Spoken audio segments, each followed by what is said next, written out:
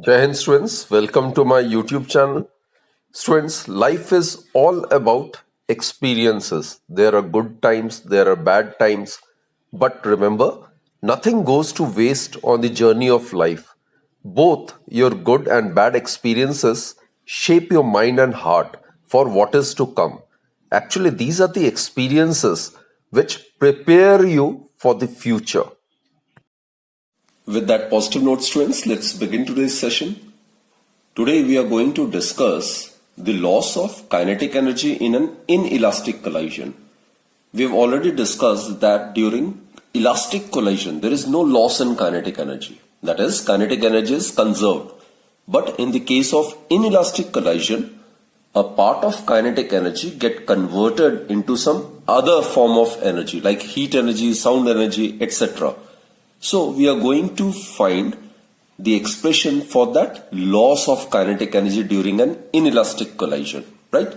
So students, we have discussed when the two bodies of masses m1, m2, if they are moving with initial velocities u1 and u2, undergo an inelastic collision in one dimension, then their final velocities are given by these expressions, right? E over here is the coefficient of resilience, or it is known as coefficient of restitution. As I've told you earlier, if you're aware of the expression for V1, then the expression for V2 can be obtained from V1 by simply replacing M1 with M2 and U1 with U2 and vice versa. So you need to remember only one expression, right? So let's find out the kinetic energy of the two bodies before collision. Then we will find out the kinetic energy after collision. And the loss in kinetic energy of the two bodies on the collision would be the difference in those two energies, right? So, kinetic energy initially, that is before collision, it would be equal to half m1 u1 square plus half m2 u2 square, right? And after collision, the final kinetic energy of the system comprising of those two interacting bodies would be given by half m1 v1 square plus half m2 v2 square. Clear, students? Therefore, loss in kinetic energy, that is final kinetic energy, would be naturally less than that of initial kinetic energy. So loss in kinetic energy would be equal to initial kinetic energy minus final kinetic energy. So substitute these values over here. What we get is half m1 u1 square plus half m2 u2 square. This is the initial kinetic energy of the system minus final kinetic energy, that is half m1 v1 square plus half m2 v2 square, right? So half can be taken as common. So what we get is half, we get m1 u1 square plus m2 u2 square minus half has been taken as common. So here we get m1 v1 square plus m2 v2 square. Clear, students? Now what to do is we divide and multiply this equation by m1 plus m2. Therefore, it can also be written as loss in kinetic energy may also be written as 1 by 2 m1 plus m2. I am dividing this entire expression by m1 plus m2, and in order to compensate it, I am multiplying the entire equation by m1 plus m2 as well, right? So what I get is m1 plus m2 multiplied by m1 u1 square plus m2 u2 square minus, again the same term has been multiplied over here. So it can be written like this. Now students, put this as equation number 1. Now, in order to obtain expression for the loss in kinetic energy in the proper form, Let us evaluate the two factors on right hand side separately. This is the first one and this is the second one, right? Let us evaluate this one and these two terms separately. Let's consider this term. Consider m1 plus m2 multiplied by m1 u1 square plus m2 u2 square, right? Now keep on solving it. m1 square u1 square, just open the bracket. Here we'll get m1 m2 u2 square plus m1 m2 u1 square plus m2 square u2 square. Simply open the bracket and then try to rearrange the terms. So m1 square u1 square plus m2 square u2 square plus m1 m2 can be taken as common over here. So we are left with u1 square plus u2 square. Right, students? So this may be written as, just try to rearrange the terms. m1 square u1 square plus m2 square u2 square, right? Plus twice m1. So simply I am trying to rearrange the terms. Clear, students? So here I have added this term and it needs to be subtracted also so as to compensate. So what I can do is, I can write it like this: m1 m2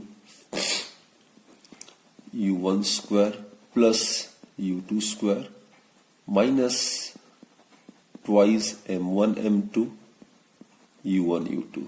Students, what I've done is simply I've added this term plus twice m1 m2 u1 u2, and then in order to compensate it I've subtracted the same term, right? So this I've done so as to convert it into whole square. Now this entire term may be written as m1 u1 plus m2 u2 whole square. So therefore this term, that is m1 plus m2 multiplied by m1 u1 square plus m2 u2 square, it may be written as, look, it may be written in the form of whole square: m1 u1 plus m2 u2 whole square. It is a square plus b square plus twice ab, isn't it? Plus m1 m2. In these two, m1 m2 can be taken as common. So in the bracket we are left with u1 square plus u2 square minus twice u1 u2. That may be written as u1 minus u2 whole square. So put this as equation number 2. So this term has been evaluated. Now make use of your common sense, and accordingly this term can also be rearranged. So similarly,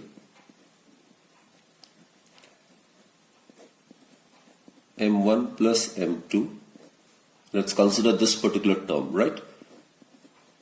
m1 v1 square plus m2 v2 square. No need to evaluate it again and again. Just make use of the sheer logic.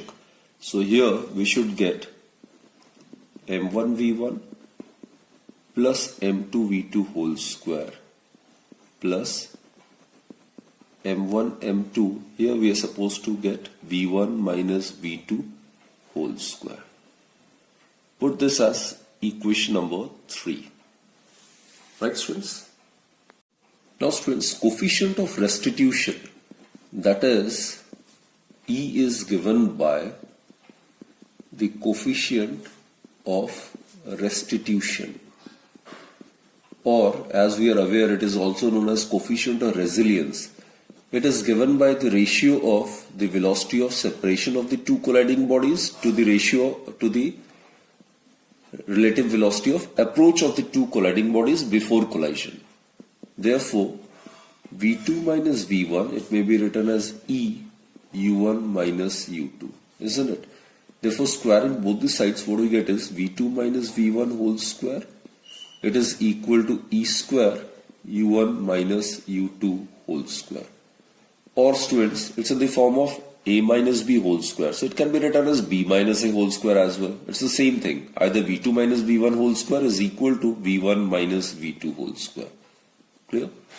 So it is e square u1 minus u2 whole square.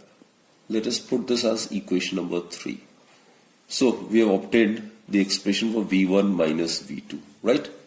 v1 minus v2 whole square is equal to e square u1 minus u2 whole square, right? Also, momentum is conserved, isn't it? So applying law of conservation of momentum, law of conservation of linear momentum, what we get is the initial momentum of the system is equal to the final momentum, that is m1 v1 plus m2 v2. This is the final momentum of the system. It is equal to the initial moment of the system, that is m1 u1 plus m2 u2, right? So put this as equation 4. Now students, using equation 3 and 4, from second we get, simply substitute the value of v1 minus v2 whole square as e square u1 minus u2 whole square over here, and substitute this value of m1 v1 plus m2 v2 as m1 u1 plus m2 u2. So therefore, from equation 2 we get m1 plus m1 v1 square plus m2 v2 square. We are writing equation 2, right? So in place of m1 v1 plus m2 v2, you can write m1 u1 plus m2 u2. So we get m1 u1 plus m2 u2 plus m1 m2. In place of v1 minus v2 whole square, we can write e square and u1 minus u2 whole square, right? Put this as equation number 5. Now students, we can make use of this term and substitute these values in the original equation. We are aware the loss in kinetic energy is given by loss in kinetic energy. It was given by 1 by twice m1 plus m2. Inside bracket it was m1 plus m2 m1 u1 square plus m2 u2 square, right? Minus m1 plus m2 and m1 v1 square plus m2 v2 square. This was the expression for the loss in energy. Now let's substitute these two values. We've already determined these values from earlier equations, isn't it? m1 plus m2 m1 square plus v1 square plus m2 into v2 square can be substituted this value, right? Therefore, loss in kinetic energy, it will be given by,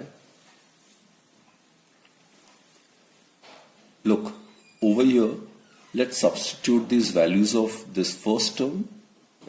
It has been derived in the earlier expression, right?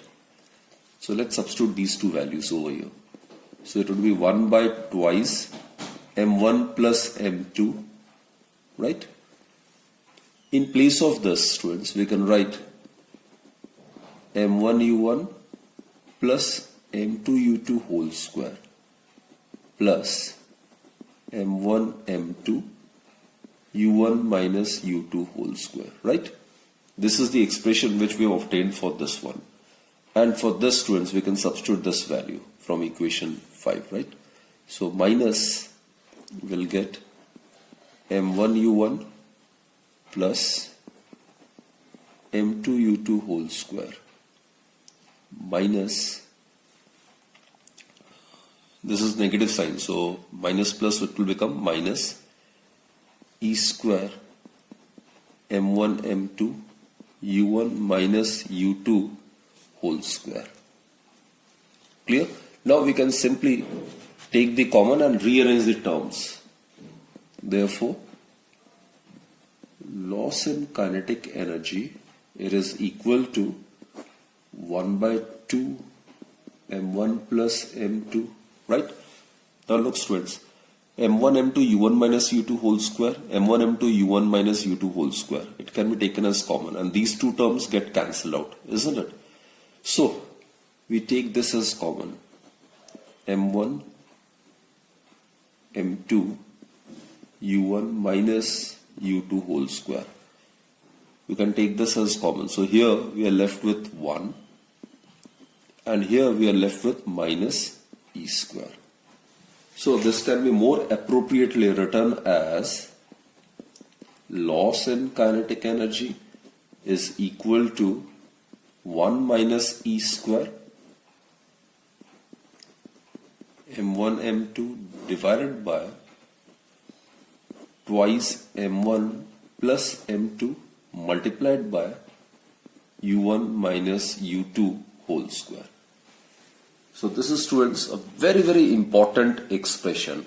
You won't be asked to derive this particular expression, but this is the formula which you need to remember.